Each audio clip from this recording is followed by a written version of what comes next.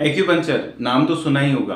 क्या आपको एक्यूपंक्चर कराना चाहिए? बहुत बार बहुत सारे मिथ्स होते हैं एक्यूपंक्चर को लेकर। बहुत लोग बोलते हैं कि अगर आपने एक्यूपंक्चर करा लिया तो आप पे कोई दवाई काम ही नहीं करेगी, आपकी नसें खराब हो जाएंगी। हेलो फ्रेंड्स, मैं डॉक्टर मुकेश। आज हम बात करेंगे एक्यूपंक्चर की मिथ्स के बारे में और एक्यूपंक्चर किन डिसीज में बहुत ज़्यादा इफेक्टिव है और किसको कराना चाहिए, किसको नहीं कराना चाहिए।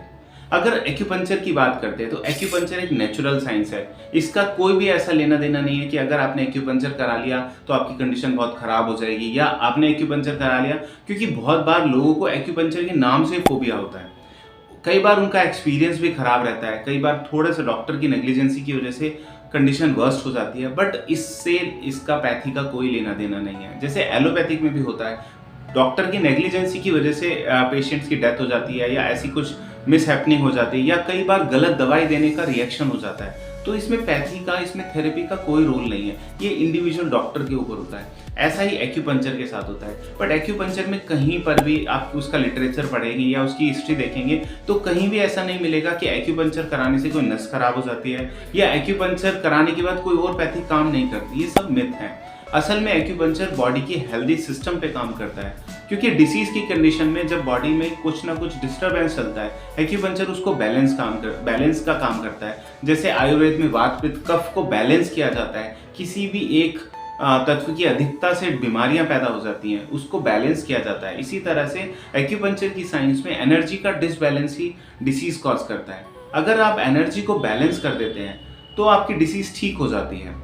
साथ में एक्यूपंक्चर जो सबसे ज़्यादा इफेक्ट करता है वो नर्वस सिस्टम से रिलेटेड डिसीज पे इफेक्ट करता है, डाइजेशन से रिलेटेड डिसीज पे इफेक्ट करता है या इम्यूनिटी से रिलेटेड डिसीज पे इफेक्ट करता है। एक्यूपंक्चर कब नहीं कराना चाहिए? अगर आपकी कंडीशन ऐसी है कि आपको कोई फ्रैक्चर हो गया है और बोलता है कि एक्यूपंक्चर से वो फ्रैक्चर ठीक कर देगा, तो ये गलत है। एक्यूपंक्चर से कोई फ्रैक्चर ठीक नहीं कर सकता, उसके लिए प्लास्टर ही कंपलसरी होता है। आपको डॉक्टर के पास ऑर्थोपेडिक को ही मिलना चाहिए। कई बार डिसलोकेशन अगर हो गया है, मान लीजिए आपकी हड्डी टूट गई है या डिसलोकेट हो गई है या कंधा उतर गया है और बोलते हैं एक्यूपंक्चर से कंधा चढ़ा देंगे, ये गलत है। ऐसा नहीं हो सकता, क्योंकि डिसलोकेशन के लिए वो उसको वापस उस लोकेशन पे ही लाना होगा, वो अलग डॉक्टर का काम है। एक्यूपंक्चर से ऐसा कुछ नहीं होता। कई बार ऐसी कंडीशन है कि आपको पेशेंट का कैंसर बहुत वर्स्ट लेवल पर चला गया है और वो सोचते हैं कि एक्यूपंक्चर करा लें, क्योंकि इसमें भी प्रॉब्लम क्या होती है कि जिसको एक्यूपंक्चर से फ़ायदा हुआ होता है और अगर उसको पूरा नॉलेज नहीं है तो उनको लगता है सारी बीमारी एक एक्यूपंक्चर से ठीक हो सकती है। बट हर पैथी की अपनी लिमिटेशन होती है, अपने बेनिफिट्स होते हैं।